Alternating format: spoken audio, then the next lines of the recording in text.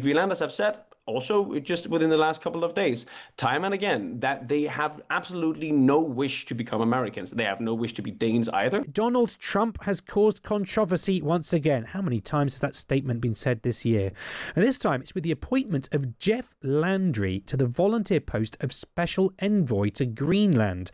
In a speech yesterday, the president said the US, quote, has to have Greenland. Well, Magnus Land Nielsen, EU politics reporter at Euractiv, joins me now to talk about this. Hello, Magnus. Hello. Lovely to have you. Lovely of you to have me. Indeed, it is lovely to have you. Magnus, this is reigniting a fierce debate from the sort of start of Trump 2.0. How has the new remarks gone down in Denmark? Well, in Denmark and Greenland alike, I think this is reigniting some anxiousness that was spawned earlier this year, or actually ultimately late last year already, when Trump refloated his wish to acquire Greenland. We have to recall that this is actually something that he mentioned years ago, already during his first term. And now in Copenhagen, as well as in Nuuk, the Greenlandic capital, people are I think, face palming more than anything. But they're also, I think, they're anxious because this is very unbecoming. I think that most Greenlanders and Danes alike find. Yes, clearly that there is. They are taking it seriously because the Danish Prime Minister has summoned the US ambassador. So you mentioned the face palming, and I'm sure Denmark, as so many countries, and Greenland will want to try and tiptoe around the Trump administration as much as they can. But could this escalate in the new year? I mean, I think we probably, I think the way this has been taken down across the Danish realm has been that this is Trump essentially acknowledging, or thinking anyway, that not enough is happening. And so that's why he's appointed this special envoy, who the governor of Louisiana, who he's taking up this volunteer position to well push things forward. It's kind of interesting because already Trump has appointed one of his loyal men, one of the president's men in Ken Hovery, the new U.S. ambassador to Denmark.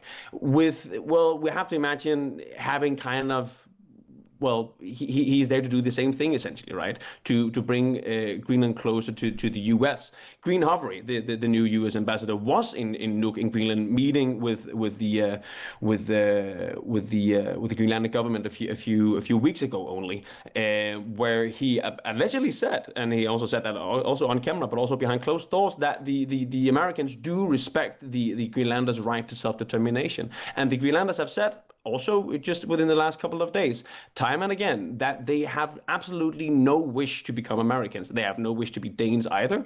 Down the line, they obviously want to be an independent state in their own right. Yes, well, you've preempted my next question, because I wanted to ask you about Greenlanders and self-determination, because clearly it does look like an anachronism for it to be a dependency of any country. It's so far away from Denmark. And when you talk about one day perhaps having self-determination, is there any sense of when Greenlanders think or indeed would want that to be? Has it got that far, or is it very much a theoretical debate? No, it's not so much a theoretical debate as it's a wish that most Greenlanders, the majority of Greenlanders, have. Like, they do want their country to be independent, and then the question then becomes like, at what pace do we get there?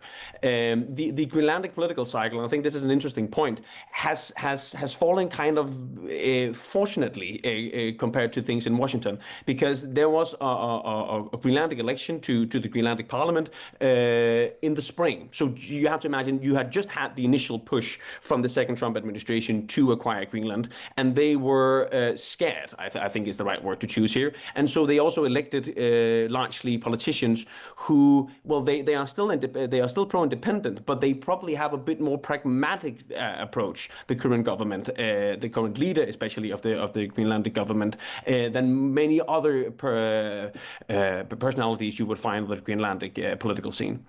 So if we were to imagine the Greenlanders moving towards self-determination, is it more likely than anything that the Americans would seek a sort of soft power route towards getting influence in that region by having a sympathetic Greenlander government? Is that the most likely route that the Americans would take? Because obviously the other version of this seems unconscionable, that they would do anything by force. Yeah, the interesting thing is that I've been to Greenland myself a few times. As many Danes, I have family in Greenland, and when I talk to people there, one of they as well as myself, we struggle to find out what is the end goal here, because well, if he says he wants this for the minerals, well, he can come and dig the minerals. The Greenlanders are very welcoming of that. The Greenlandic subsoil is a prerogative of the Greenlandic self-rule, so they can do as they please, the Greenlanders. If it's a question of military presence, well, the defense agreement with the Danes say that they can essentially build as many bases as they want. They used to have countless bases there. Now they only have one, and that is, I have to again emphasize, that's a choice the Americans made. It's not something that the Greenlanders had them do, or it's not something that the Danes had them do. Yeah. So if you're saying that the current agreements allow the Americans the strategic advantage they might want, what do you think that is behind the Trump administration's stance? Is this a prestige thing? As you say, he's been talking about Greenland for a long time. What, in your analysis, is driving this? But you're taking the words out of my mouth, John, because that is exactly what the conclusion you end up with is that if this is not about minerals, and it is not about military presence, then ultimately this is probably just having the colors of Greenland on a world map colored in the same colors as the United States, right? You just want it for the prestige, essentially, as you say. I think that's at least the impression that many Greenlanders and Danes and frankly also Europeans alike are left with.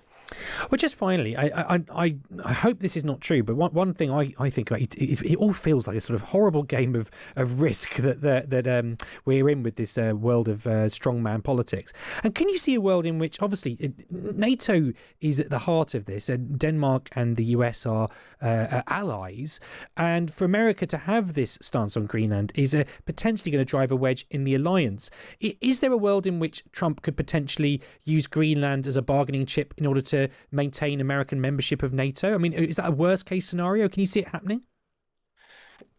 Actually, I haven't heard that idea floated before. I think this is ultimately the Trump administration reinventing or revisiting the Monroe Doctrine, as many way more clever people than I have said before as well. And that's also, by the way, what the new U.S. Special Envoy to Greenland said on Twitter just today, that this is a part of the Americans reclaiming dominance in the Western Hemisphere. Whether it's going to be a bargaining chip for them to stay in NATO, we'll have to wait and see. I guess the Europeans and sort of my day job is covering European politics are doing everything they can to step up the European presence and self-reliance, independence in the realm of defense. So we don't have to be as reliant on the Americans as we have been for the past 80 years. Whether it's a hill that Donald Trump is ready to die on to claim Greenland and maybe by that essentially killing the transatlantic alliance, I doubt it. And I think one thing that maybe it's just me coping more than anything, but there's also midterms coming up in a year. And this is, I have to underline, without being an expert in U.S. politics, this is not exactly a selling point in U.S. politics. This is not something that enjoys large popular support in the broader U.S. population. Okay, well, just finally, I just want to put to you a question that we've had via text from a listener, Chris, and he says, Magnus, he said, is it that Greenland would be unable to support itself as an independent country, and says that would be easy to support that with an online search. What's your view on that? If Greenland wanted to be a self-determining country, that it would actually have the ability to do that?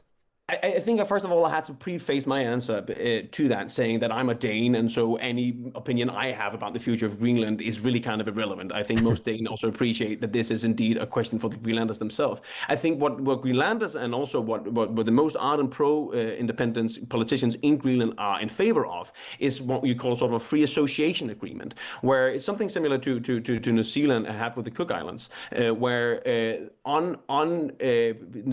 Cook Islands is an independent nation in its own right, but some services in the public sector, be it health or education, it could be defense as well, maybe foreign policy, they can sort of outsource to the New Zealand government when they so please. And so yeah, in that sense, it could be an independent country. But I think also that Greenlanders themselves also appreciate that being a completely self-sustainable economy with 50,000 people living on an area that's about 4 times the size of France is probably not sustainable, at least in the medium to short term. Okay, well, thank you. Well, thank you for all of that and for responding to the listener's question there, and for your insight into what could be an international flashpoint in 2026. That was Magnus Land Nielsen, EU politics reporter at Euractiv.